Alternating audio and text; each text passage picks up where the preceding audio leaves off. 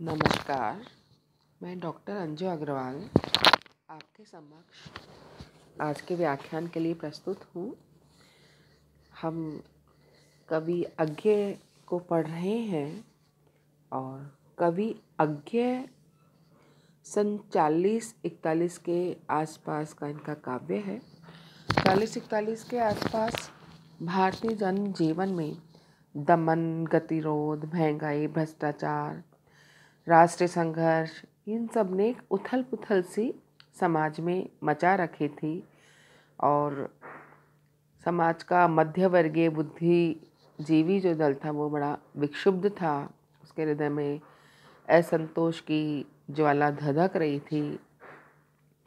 उसमें छायावाद की मधुर और जो सुकोमल कल्पनाएं, रंगीनियाँ थीं या जिसमें प्रगतिवाद का ठोस यथार्थ था, उन सब से हट करके एक नए प्रयोग की ललक इस समय दिखाई दे रही थी। कविता में नए नए अन्वेषण हो रहे थे। छायावाद का जो रोमांटिक उसमें भावुकता थी, उससे छुटकारा दिलाने की प्रेरणा इन कवियों में थी। नवीन परिवर्तन हो रहे थे। व्यक्ति और समाज की जो व्यवस्था है उनके बीच में क्या संबंध होना चाहिए, उस संबंध को एक नया स्वर देने की तलाश हो रही थी। व्यक्तिवादिता और सामाजिक चेतना, इन दोनों में कौन ज़्यादा महत्वपूर्ण है या दोनों एक दूसरे के लिए किस तरीके से कार्य करें, इन सब की खोज हो रही थी। इन सब पर प्रयोग हो रहे थे। तो यहाँ पर यह दीप अकेला जो कवि अज्ञेय ने लिखी है, इसमें भी इन्होंने मानव जो कि समाज की एक इकाई है, यह कह सकते हैं कि लघु मानव है, उस लघु मानव की इन्होंने प्रतिष्ठापना की, उसका महत्व बताया। और महत्व बताने के साथ साथ में ही कि मनुष्य जो है वो अकेला एक दीपक के समान है और समाज के लिए किस प्रकार से वो उपयोगी हो सकता है। सर्वगुण संपन्न होते हुए भी समाज को उसको अपने आप को क्यों दे देना चाहिए, ये सारी चीज़ें जो हैं कविता के अंदर आई हैं।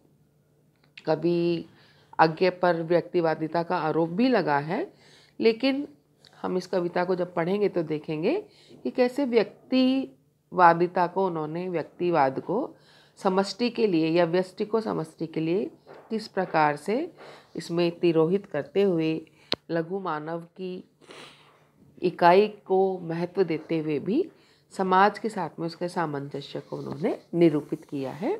तो हम आज पढ़ेंगे कवि अज्ञेय सच्चिदानंद हीरानंद वात्स्यायन अज्ञेय की कविता यह दीप अकेला। यह दीप अकेला। यह दीप अकेला स्नेह भरा है, गर्व भरा मद माता, पर इसको भी पंक्ति को दे दो। यह जन है गाता गीत जिन्हें फिर और कौन गाएगा, पनडुब्बा ये मोती सच्चे फिर कौन कृति लाएगा। यह समीधा ऐसी आग हटीला बिरला सुलगाएगा। यह अद्वितीय, यह मेरा, यह मैं स्वयं विसर्जित। यह दीप अकेला स्नेह भरा है, गर्व भरा मत माता, पर इसको भी पंक्ति को दे दो। अब यहाँ पर दीप जो है वह मनुष्य का प्रतीक है। पंक्ति जो शब्द है वो समाज के लिए या समष्टि के लिए प्रयुक्त हुआ है। व्यष्टि व्यक्ति, समष्टि समाज। तो ये कह रहे हैं यह दीप अकेला। स्नेह, स्नेह का मतलब दीप के संदर्भ में है तेल, और मनुष्य के संदर्भ में स्नेह ममता प्रेम से मतलब है। बोल रहे हैं यह दीप अकेला स्नेह भरा, कि यह दीपक जो है, जो कि अकेला है, एक है, स्नेह से भरा हुआ है, तेल से भरा हुआ है। यह व्यक्ति जो कि अकेला है वह स्नेह से, प्रेम से भरा हुआ है गर्व भरा मद माता, पर इसको भी पंक्ति को दे दो। कि ये गर्व से युक्त है, मद से युक्त है, मद से युक्त गर्व से, या कह सकते हैं कि अपने गुणों का इसको एक अहंकार है या अपने आप पर गर्व है, अपने गर्व से यह मदमाता हुआ, अपने गर्व से मदमाता हुआ यह एक व्यक्ति है, और इसे भी तुम जो है इस पंक्ति को दे दो। अर्थात ये दीपक जो अपने आप में अकेले की भी एक सत्ता रखता है, उसको तुम एक कतार में लगा दो। अर्थात व्यक्ति जो स्वयं की महत्ता रखता है, अपनी अस्मिता रखता है, वह अपने आप को समाज को देना चाहता है, समष्टि को देना चाहता है कि मैं अपनी शक्ति भी रखता हूँ, अपने गुण रखता हूँ, अपना अलग अस्तित्व रखता हूँ, लेकिन फिर भी तुम मुझे पंक्ति में मिला दो, इस समाज में ही मिला दो, इस समाज का एक अंश बना दो। यह जन है गाता गीत जिन्हें फिर और कौन गाएगा।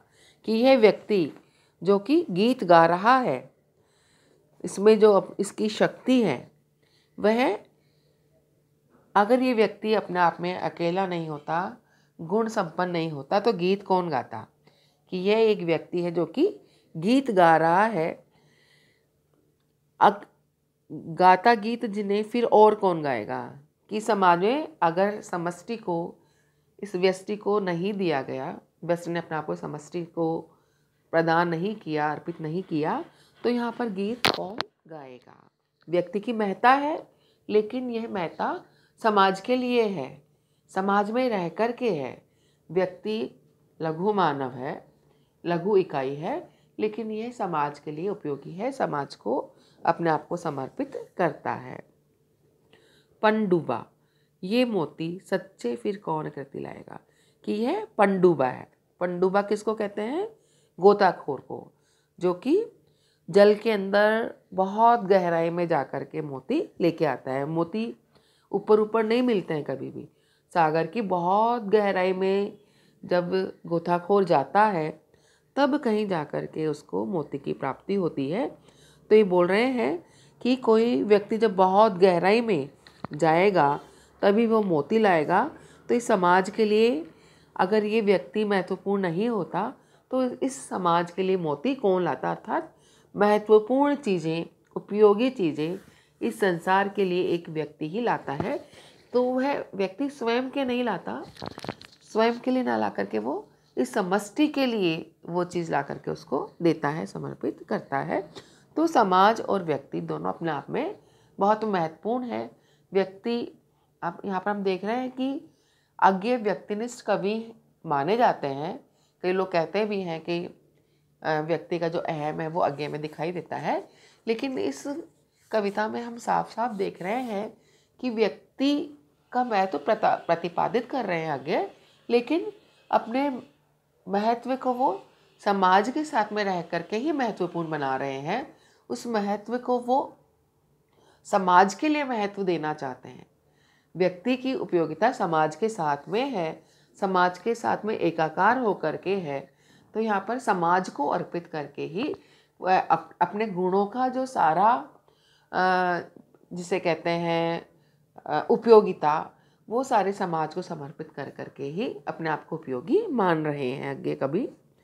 कि गोताखोर जो है वह सच्चे मोती लाता है, तो उसको भी महत्व मिलना चाहिए, लेकिन वो समाज के साथ में एकाकार रह करके या उसके प्रति समर्पित होकर के समाज का ही एक अभिन्न अंग बनता है, या समाज का एक अभिन्न अंग है।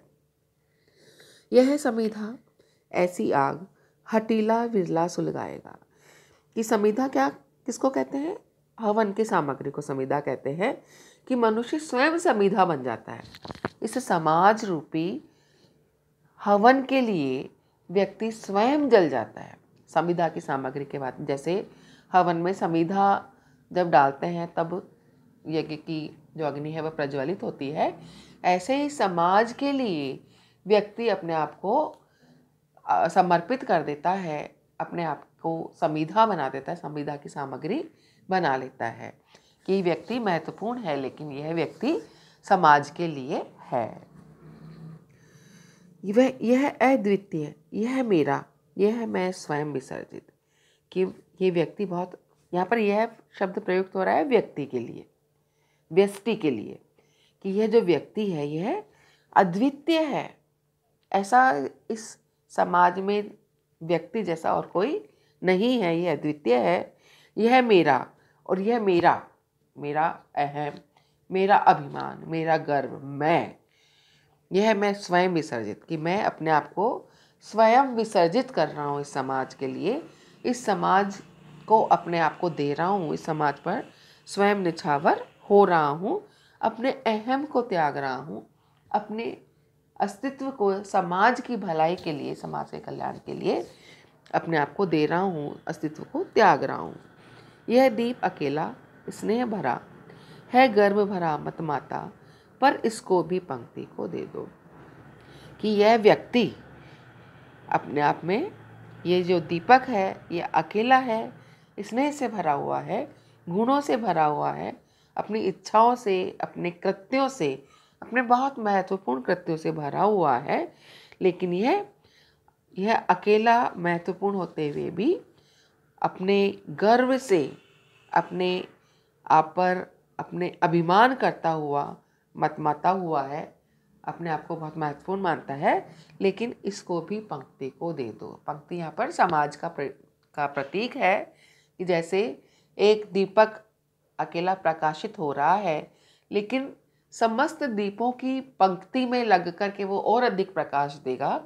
वैसे ही व्यक्ति अपने आप में महत्वपूर्ण गुण लिए हुए है, बहुत विशेषताएं लिए हुए है, लेकिन वो उस समाज को विसर्जित होकर के, समाज के लिए त्याग करके, या समाज में मिलकर के अपनी व्यक्तिशः जो उसकी क्षमताएं हैं उनको समाज को दे करके, समाज के लिए समर्पित हो करके वह उसमें मिल जाना चाहता है। कि ये व्यक्ति अपने आप में स्नेह से भरा हुआ है और इसे तुम समष्टि को प्रदान कर दो। कि यह व्यक्ति समष्टि में मिलने के लिए, सब में मिलने के लिए, समाज में मिलने के लिए, समाज के कल्याण के लिए, अपने अस्तित्व को मिटाने के लिए, या अपने आप का अस्तित्व रखते हुए भी समाज के साथ में मिलकर कार्य करने के लिए तैयार है। इस दीपक को, इस व्यक्ति को, समष्टि को, समाज को दे दो। आज हम इतना ही करते हैं, कल इस व्याख्यान को आगे बढ़ाएंगे। धन्यवाद।